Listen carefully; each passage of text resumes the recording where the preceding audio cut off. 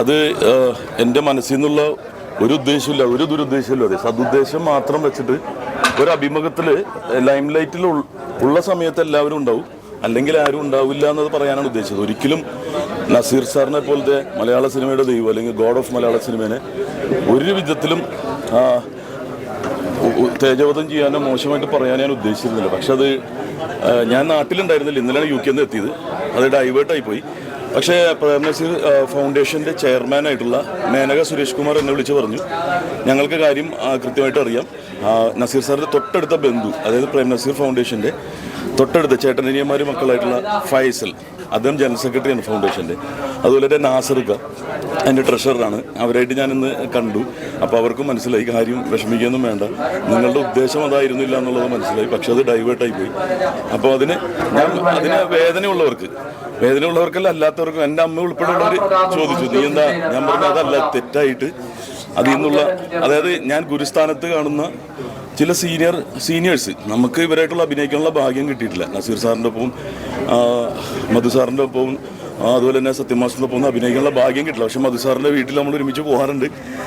സത്യമാസിൻ്റെ മകനുമായിട്ട് ഞാൻ വളരെ അടുത്ത ബന്ധം കാത്തു സൂക്ഷിക്കുന്നതാണ്. അദ്ദേഹത്തിന് അമ്മയിൽ മെമ്പർഷിപ്പ് കൊടുക്കണമെന്ന് പറഞ്ഞ് വാദിച്ചിട്ടുള്ള ഒരാളാണ്, അത് കൊടുക്കുകയും ചെയ്തു. അതായത് ഇഷ്ടപ്പെടുന്ന ഒരുപാട് പേരുണ്ട്.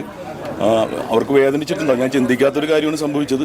എരിവും പുളിയൊക്കെ കൂട്ടുന്ന നാവൽ ഒരു തെറ്റുപറ്റി എന്നുള്ള രീതിയിൽ മാപ്പ് പറയുകയും ലോകത്തുള്ള എല്ലാ നസീർ സാറിൻ്റെ ആരാധകരോടും മാപ്പ് ചോദിക്കുകയും അദ്ദേഹത്തിൻ്റെ കാലിൽ വീഴുന്നത് ഒരു കുറച്ചിലല്ല, അത് കൂടുതലാണ്. അതിനുള്ളൊരു ഭാഗ്യം എനിക്ക് കിട്ടിയിട്ടില്ല.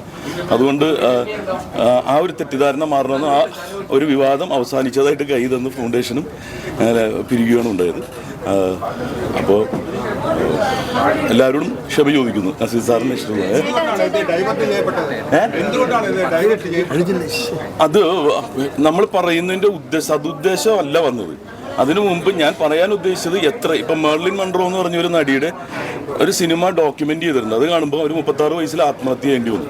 അപ്പോൾ അത് എന്തുകൊണ്ടാണ് അതൊരു പാഠമാണ്. ഞാൻ എൻ്റെ സീനിയേഴ്സ് പറയുമ്പോൾ എനിക്കറിയില്ലാത്ത സീനിയേഴ്സായിട്ടുള്ള ആൾക്കാരുടെ കൃത്യമായിട്ട് അവരുടെ കാര്യങ്ങൾ ഞാൻ കേൾക്കാറുണ്ട്. കാരണം അത് നമുക്കൊരു ഗുണപാഠമാണ്. അപ്പം ആ ഉദ്ദേശമാണ് ഉദ്ദേശിച്ചത്. പക്ഷെ ഒരിക്കലും നസീർ സാറിനെ പോലെ ഒരാളെ അങ്ങനെ പറയാൻ ഞാൻ യോഗ്യനുമല്ല. പക്ഷെ അങ്ങനെ തെറ്റിദ്ധാരണ ഉണ്ടായതിൽ എനിക്ക് വളരെയധികം വിഷമമുണ്ട്. അതുകൊണ്ട് തന്നെയാണ് ഫൗണ്ടേഷൻ്റെ ആൾക്കാർ, അത് സുരേഷ് ഏട്ടൻ എന്ന് പറഞ്ഞാൽ എൻ്റെ ബ്രദറിനെ പോലെയാണ് മേനക സുരേഷ് ഏട്ടൻ. ഏതൊരു പ്രശ്നം വരുമ്പോഴും എൻ്റെ കൂടെ നിൽക്കുകയും അല്ലാതെ വ്യക്തിപരമായിട്ടുള്ള കാര്യങ്ങൾക്കും ആദ്യ സിനിമയിൽ ചാൻസ് ചോദിച്ച് ചെല്ലുന്നത് സുരേഷ് ഏട്ടൻ്റെ ഒപ്പമാണ്. എനിക്ക് ഏഷ്യാനെറ്റ് സപ്പോർട്ടിംഗ് ആക്ടർ അവാർഡ് കിട്ടിയപ്പോൾ തന്നത് അദ്ദേഹമായിരുന്നു. അദ്ദേഹത്തോട് ഇമോഷണലായിട്ടൊരു അറ്റാച്ച്മെൻ്റ് ഉള്ള ഒരാളാണ്. അപ്പോൾ അദ്ദേഹം ഇടപെട്ടിട്ട് ഒന്നും പേടിക്കേണ്ട, എല്ലാം കാരണം വളരെ സ്വീറ്റായിട്ടാണ് നസീർ സാറിൻ്റെ തൊട്ടടുത്ത ബന്ധു ചേട്ടനിമാരും മക്കളുള്ള ഒരാളായ ഫൈസലേക്ക് എന്നോട് പെരുമാറിയതും. അതായത് അവർ പറഞ്ഞു, ഞങ്ങളിതൊക്കെ പഠിച്ചത് നസീർ സാറിൽ നിന്നുമാണ്, ആ മര്യാദകൾ പഠിച്ചത്. ചീത്ത പറയുന്നവരെ നിങ്ങൾ വിട്ടേക്ക്, ഞങ്ങൾ പഠിച്ചിട്ടുള്ളത് നന്നായിട്ട് പെരുമാറുക, സഹായിക്കുക എന്നുള്ളതാണ് എന്ന് പറഞ്ഞു. അപ്പോൾ അതിൽ വിഷമമുണ്ട് എനിക്ക്. തീർച്ചയായിട്ടും ആ ഫൗണ്ടേഷൻ്റെ മെമ്പർഷിപ്പ് എടുക്കണമെന്ന് പറഞ്ഞു. ഞാൻ മെമ്പർ ആവുകയാണ്. അപ്പോൾ ഞാൻ പറയുകയും ചെയ്തു, ഞാനും അൻസുബാസിനും ആ ഫൗണ്ടേഷൻ്റെ യഥാർത്ഥത്തിൽ നസീർ ഫൗണ്ടേഷൻ ഒരു ഫാമിലിയൊക്കെ ഉൾപ്പെടുന്ന, മക്കളൊക്കെ ഉൾപ്പെടുന്ന എൻ്റെ മെമ്പറായിട്ട് മാറുകയും ചെയ്തു. അല്ല, ഇനി ഒരു വ്യക്തിയെ കുറിച്ച് ഞാൻ പറയുന്നില്ല, കൈമലർത്തിയിരുന്ന എനിക്ക് തെളിവില്ല, അന്തരീക്ഷം മാത്രമേ ഉള്ളൂ. പക്ഷേ പറഞ്ഞവർക്കറിയാം, ഉള്ളിൻ്റെ ഉള്ളിൽ എന്തായാലും അറിയാം. നമുക്കല്ലാതെ നമുക്ക് എവിടെ നിന്നാണ് നമുക്കൊരു ഇൻഫർമേഷൻ കിട്ടുന്നത്? നിങ്ങൾക്ക് തന്നെ അറിയാം, ഞാൻ വേറെ ക്രിമിനൽ കേസിൽ പ്രതിയോ സ്ത്രീ പീഡന കേസിൽ പ്രതിയോ അല്ലെങ്കിൽ മയക്കുമരുന്ന് കേസിൽ പ്രതിയോ ഒരു പോലീസുകാരുണ്ട് ഇവിടെ ഇതിൽ അഭിനയിച്ചു. അവർക്കൊക്കെ അറിയാവുന്നതാണ്. ഞാനൊരാളെ മോശമാക്കി ഇകഴ്ത്തി ഒരിക്കലും പറയാറില്ല. മനസ്സ് വേദനിക്കുന്ന കാര്യം പറയുന്നത് പാപമാണെന്ന് വിശ്വസിക്കുന്ന ഒരാളാണ്. അപ്പോൾ നസീർ സാറിന് ഗോഡ് ഓഫ് മലയാള സിനിമയെ ഞാൻ ഒരിക്കലും പറയില്ല. പക്ഷേ 1-2 പേര് വ്യക്തി വൈരാഗ്യത്തിൻ്റെ പുറത്ത് നമ്മളിങ്ങനെ പറഞ്ഞ് ആക്കാൻ ശ്രമിക്കുകയും അതങ്ങടെ ഒരാൾ പിന്നെ വീണേർന്ന വളഞ്ഞേർന്ന് എല്ലാവരും ആക്രമിക്കുമല്ലോ. അപ്പോൾ അതൊരു ആക്രമണം, ഒരു മേളയായി മാറി. പക്ഷെ ഞാൻ ഇതുവരെയായിട്ടും എന്തൊക്കെ സൈബർ ആക്രമണം ഉണ്ടായാലും ഈ ഫേസ്ബുക്ക് ഡെലിറ്റ് ചെയ്ത് പോവുകയോ ഇൻസ്റ്റ ഡെലിറ്റ് ചെയ്ത് പോകാറില്ല. കമൻറ്റ് ബോക്സ് ഓൺ ചെയ്ത് വെക്കും. കാരണം തെറി പറയാനുള്ളവരൊക്കെ പറഞ്ഞോട്ടെ, പാപം ചെയ്യാത്തവരെല്ലാവരും കല്ലെറിഞ്ഞോട്ടെ, അവരുടെ ദേഷ്യങ്ങളൊക്കെ തീർത്തോട്ടെ. പക്ഷെ ഞാൻ ഒളിച്ചുകൂടില്ല, ഞാൻ ഇവിടെ തന്നെ ഉണ്ടാവും. അതുകൊണ്ടാണ് തിരുവനന്തപുരത്തേക്ക് തന്നെ നേരിട്ട് വന്നത്. അതെ അതെ അതെ, ഇന്ന് തുടങ്ങുകയാണ്. പക്ഷെ ഞങ്ങൾ ഈ 25-ാം ദിവസം പോലീസ് ഡേയുടെ 25-ാം ദിവസം ആയതുകൊണ്ട് ഞാനും അൻസിബിയും ഞങ്ങൾ ആഡോ കമ്മിറ്റി മെമ്പേഴ്സാണ്.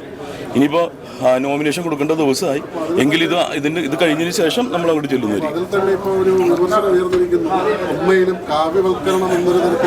അതെനിക്കറിയാൻ പറ്റിയില്ല, ഞാൻ ഇന്നലെ എത്തിയിട്ടുള്ളൂ. ഞാൻ അന്വേഷിച്ചത് എന്താണെന്ന് മനസ്സിലായില്ല. പെട്ടെന്ന് ഒരു നിറം, അങ്ങനെ ഒരു നിറം ഇല്ല അവിടെ. ജാതിയും മതവും രാഷ്ട്രീയവും ഒന്നും ഇല്ലാത്തൊരു സംഘടനയാണ് നമ്മൾ. അപ്പോൾ അതെന്താണെന്നുള്ളതിൻ്റെ കൃത്യം കാര്യം മനസ്സിലായിട്ടില്ല. ഞാൻ റിലൂക്കിൽ നേരിട്ട് ഇങ്ങോട്ടാണ് വന്നത്. അപ്പോൾ സപ്പോർട്ട് ചെയ്ത എല്ലാവർക്കും നന്ദി. എന്നറിയാവുന്ന ആൾക്കാരാണ് നിങ്ങളെല്ലാവരും.